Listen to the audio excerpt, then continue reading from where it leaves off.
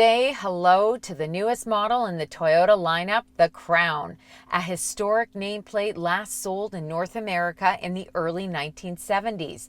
The Crown has long been the pinnacle of Toyota excellence in Japan since it was first introduced in 1955. So I'm not sure why they're bringing the Crown nameplate back, because it doesn't resonate with anybody in North America who's under 60. I know. Well, Zach said to me, Andrea, do you remember the Crown? I said, are you kidding? I'm not What is 60. the Crown? I'm not 60.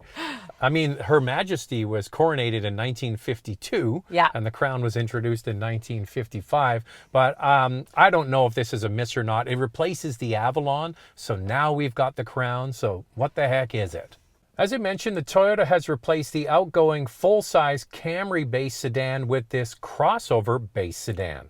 The Crown sits up higher than a sedan. Its height is roughly 10 centimeters or roughly 4 inches higher than the Camry. It's also roughly 10 centimeters or 4 inches longer than the Camry, with wheel sizes either 19 or 21 inches, plus body side cladding, and it shows that this is based on Toyota's TNGA-K platform, which is used in other crossovers.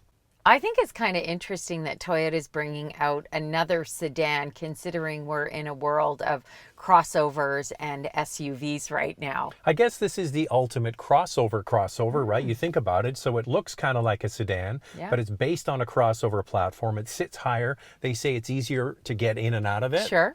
Better ground clearance, which is what people want. Yeah. But it's not marketed as a crossover. I bet, Andrea, this is my prediction. This is just the beginning of the Crown line. Could be. Do you think there could be a Crown Cross? Yeah, could be.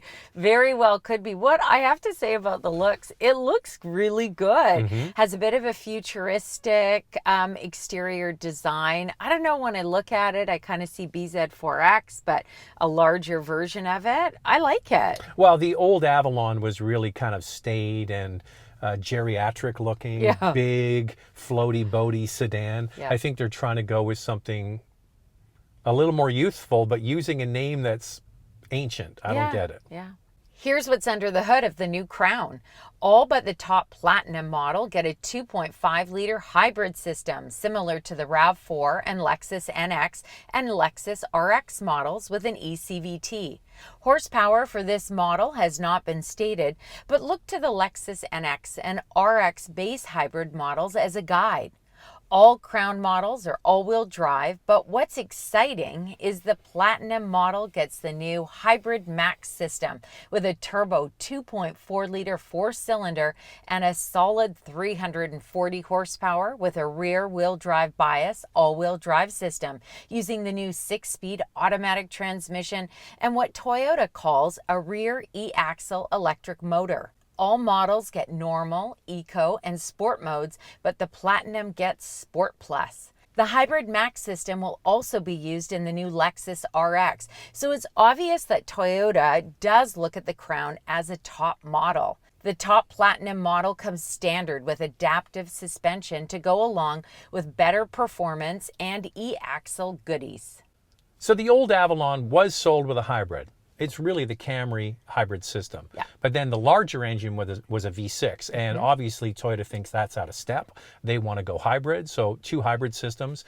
And we heard all about it in the new RX system, that top of the line rear bias all-wheel drive system. Sounds exciting. Yeah, I am so happy that they came out with a hybrid with the Crown and the 2 powertrain options. I said to Zach, when we were talking about the Crown, before we got all of these details from Toyota, I said, gosh, I really hope that it's a hybrid and it's not a turbocharged 4-cylinder. Stay tuned. Towards the end of the video, we're going to do the fuel economy in miles per gallon and liters per 100 kilometers. Well, what do you get on the inside? The Crown comes standard with a power driver's seat. Heated and ventilated front seats are available.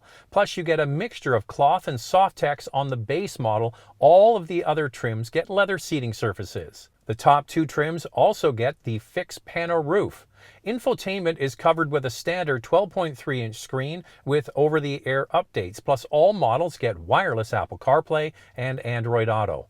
The base model gets a 6-speaker stereo, but the top 2 trims get an upgraded JBL system.